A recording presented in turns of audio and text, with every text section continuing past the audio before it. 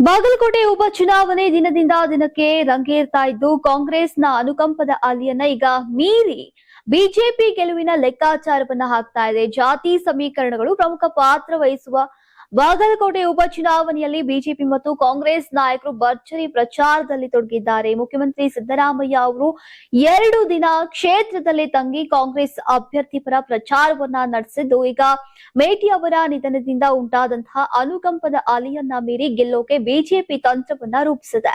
JDS ಈ ಬಾರಿ BJP ಅಭ್ಯರ್ಥಿಯ ಪರವಾಗಿ ಮತಯಾಚನೆ ಮಾಡ್ತಾ ಇರೋದು ದೊಡ್ಡ ಬೂಸ್ಟ್ ಸಿಕ್ಕಂತಾಗಿದೆ. ತೇರ್ದಾಳ್, ಬಾದಾಮಿ ಹಾಗೂ ಬಾಗಲಕೋಟೆ ಭಾಗಗಳಲ್ಲಿ ಜೆಡಿಎಸ್ಗೆ ಇರುವಂತಹ ಮತ ಬ್ಯಾಂಕ್ ಬಿಜೆಪಿ ಪರ ತಿರುಗುವಂತಹ ಸಾಧ್ಯತೆ ಇದೆ. ಕಳೆದ ಚುನಾವಣೆಯಲ್ಲಿ ಜೆಡಿಎಸ್ ಪಡೆದಂತಹ ಮತಗಳನ್ನ ಗಮನಿಸಿದ್ರೆ ಈ ಬಾರಿ ಆ ಮತಗಳು ಬಿಜೆಪಿಗೆ ಸೇರ್ಪಡೆಯಾದ್ರೆ ಫಲಿತಾಂಶದ ಮೇಲೆ ಪರಿಣಾಮ ಬೀರುವಂತಹ ಸಾಧ್ಯತೆ ಇದೆ.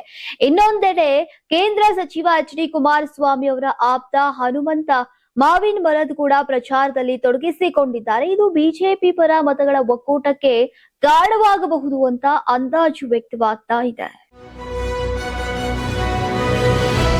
ದಾವಣಗೆರೆ ದಕ್ಷಿಣ ವಿಧಾನಸಭಾ ಕ್ಷೇತ್ರದಲ್ಲಿ ರಾಜಕೀಯ ಕದನ ತೀವ್ರಗೊಂಡಿದ್ದು, ಶಾಮನೂರು ಕುಟುಂಬದ ಬೆಂಬಲಕ್ಕೆ ಲಿಂಗಾಯತ ನಾಯಕರ ದೊಡ್ಡ ಪಡೆ ನಿಂತಿದೆ ಎಂಬ ಚರ್ಚೆ ಜೋರಾಗಿದೆ.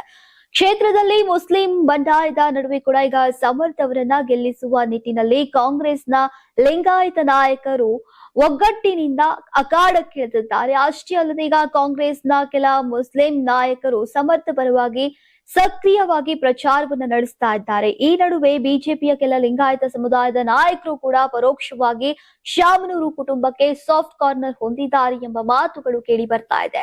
ಸಮರ್ಥ್ ಗೆಲುವಿಗಾಗಿ ಸಚಿವರಾದಂತಹ ಎಂಬಿ ಪಾಟೀಲ್, ಈಶ್ವರ್ ಖಂಡ್ರೆ, ಲಕ್ಷ್ಮೀ ಹೆಬ್ಬಾಳ್ಕರ್, ಶರಣ್ ಪ್ರಕಾಶ್ ಪಾಟೀಲ್ ಸೇರಿದಂತೆ ಹಲವು ಪ್ರಮುಖ ನಾಯಕರು ಬಿರುಸಿನ ಪ್ರಚಾರವನ್ನ ನಡೆಸ್ತಾ ಇದ್ದಾರೆ.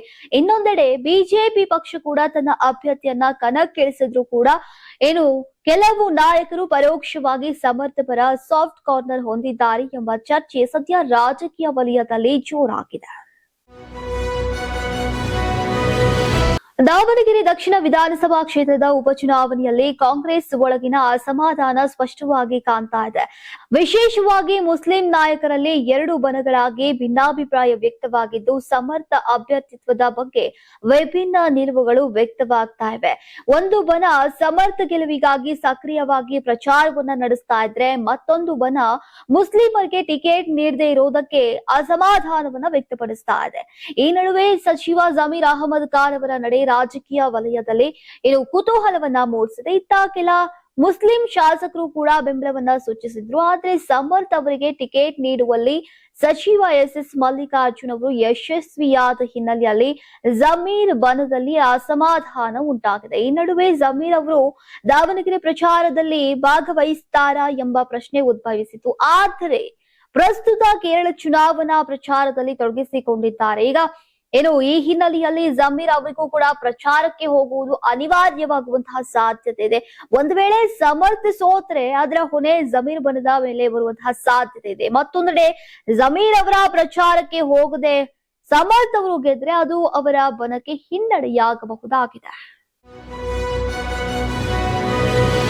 ನೀವು ಸಣ್ಣ ಆಗ್ಬೇಕಲ್ವಾ? ಅದು ಒಂದು ಉತ್ತಮ ಆಹಾರದಿಂದ ಸಣ್ಣ ಆಗ್ಬೇಕಲ್ವಾ? ಪ್ರತಿದಿನ ನಮ್ಮ ಜೀನಿ ಸ್ಲಿಮ್ ನ ಯೂಸ್ ಮಾಡಿ ಯಾವುದೇ ಸೈಡ್ ಎಫೆಕ್ಟ್ ಇಲ್ದಂಗೆ ನೀವು ಸಣ್ಣ ಆಗ್ತೀರಾ.